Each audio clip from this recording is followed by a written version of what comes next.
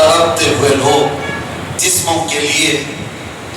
ایک مریض آج بھی مجھے یاد آتا ہے، گردن میں کوئی پھوڑی ہوئی تھی کینسر کی، جس کی وجہ سے تکیا پورا خون سے بھر جاتا تھا،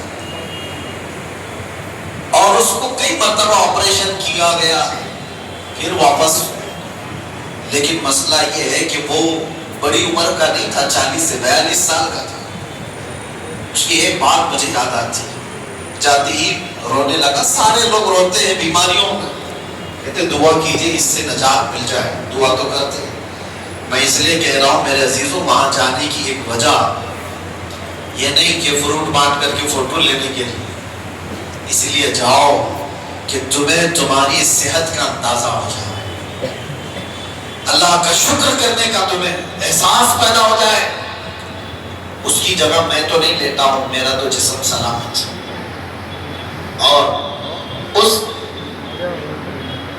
آدمی نے مجھ سے کہا تھا کہ حضرت مجھے صرف اس بات کا دکھ ہوتا ہے کہ میں سر اٹھا نہیں پاتا.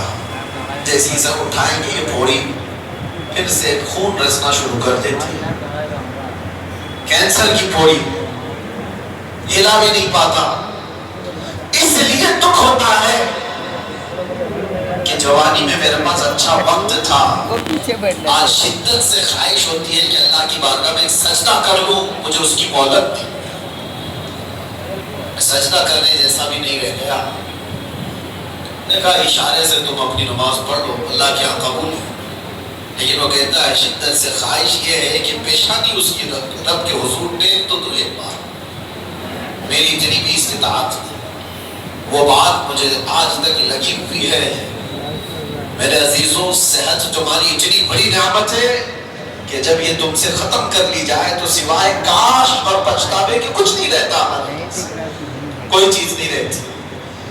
نوجوانوں نے اس کو ہلکے میں لیا، صحت کو برباد کرتے ہیں. اور نبی کریم صلی اللہ تعالیٰ علیہ وسلم نے تیسری چیز کیا فرمایا؟ آپ صلی اللہ تعالیٰ علیہ وسلم فرماتے خینا کا قبل فقرک. آج اللہ نے تمہیں تمنگری دی ہے، مال و دولت عطا کیا ہے، تو محتاجی آنے سے پہلے اس مال کی غنیمت کو سمجھو. اس پہ عیاشی مت کرو، اس کو برباد مت کرو. ایسے محتاج ہو جاؤ کہ پھر ہم نے ایسے لوگوں کو بھی دیکھا ہے جن کے پاس تھیلے بھر بھر کر پیسے رکھنے کی داستانیں سنائی جاتی تھی، لیکن آج ان کی حالت یہ ہے کہ پڑوسیوں سے روٹی مانگ کر کھانا پڑتا ہے. یہ میں مبالغہ نہیں کر رہا ہوں، دیکھی ہوئی باتیں. کب تمہاری یہ تمنگری، تمہارا یہ مال ضائع ہو جائے تمہیں اندازہ بھی نہیں. سال بھر میں کروڑ پتی روڑ پتی بن جاتے ہیں. تمہارے پاس اللہ تعالیٰ نے خینہ عطا کیا ہے تو یہ عیاشی کے لیے نہیں، بربادی کے لیے نہیں ہے، فضول خرچی کے لیے نہیں ہے. اور میں آج ہی جیسے کہ آج عرس نوری بھی ہے، حضور سیدنا ابو الحسین احمد شاہ نوری رحمۃ اللہ تعالیٰ نے، حضور احسن العلماء رحمۃ اللہ تعالیٰ علیہ کا ایک قول جو ان کے صاحبزادوں سے نقل ہے، فرماتے ہیں کہ آپ فرماتے تھے جو بندہ مال آنے کے بعد نہیں ڈگمگایا وہ اللہ کا محبوب ہے. اور ایسا بہت کم ہوتا ہے، ایسا بہت کم ہوتا ہے. تلوار سے جو ڈرایا جاتا ہے، مثال کے طور پر میں آج یہ بات بہت سارے لوگوں سے کہتا ہوں، آزمائش دو طرح کی ہوتی ہے. ہمیں ڈرا کر کے کوئی یہ کہے دین چھوڑ دے، ہم تو نہیں ڈرنے والے. کیا کر لے گا؟ تلوار گردن پہ رکھتا ہے، پھانسی پر لٹکاتا ہے، سب کے لیے تیار. یہ پراؤڈ فیل ہوتا ہے. آپ بھی اس چیز کا احساس رکھتے ہو کہ میں ہر تکلیف کو گوارا کر لوں گا. اور ہم نے ایسے بچوں کو دیکھا بھی ہے، قید کے حالت میں بھی دیکھا ہے، جنہوں نے بہت سختیاں برداشت کی لیکن دس سے بس نہیں ہوئے. اس زمانے کی بات. ایک آزمائش یہ ہے کہ ظالم تمہیں تلوار دکھا کر، چاقو دکھا کر، پھانسی کا پھندا دکھا کر کے ڈرائے اور تم یہ کہو کہ نہیں، میں اپنے دین سے بالکل روگردانی نہیں کر سکتا، میں اپنے نبی پاک پاس سے تھوڑی دیر کے لیے بھی غداری یا بے وفائی نہیں کر سکتا. ہو سکتا ہے آپ سب کا ایمان ایسا ہو، لیکن دوسرا ایک امتحان ہے، وہ اس سے ڈینجر ہے. دنیا تلوار دکھا کر کے جو امتحان لیتی ہے وہ چھوٹا امتحان ہے.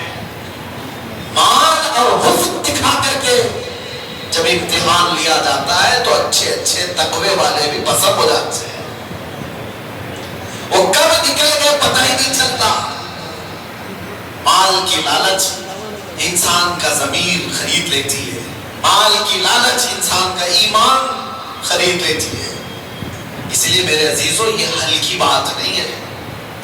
تمہیں اللہ تبارک و تعالیٰ نے غنا دیا ہے، مال دیا ہے تو بربادی کے لیے نہیں، اس کی قدر کرو. ایک ایک چیز. اور ایک حدیث ہے اللہ کے نبی صلی اللہ علیہ وسلم فرماتے ہیں 4 چیزیں ایسی ہیں جب تک انسان قیامت کے دن ان 4 کا جواب نہیں دے گا اسے قدم بھی ہٹانے کی اجازت نہیں ہوگی. لا تزول قدم عبد حتی یسأل عن 4.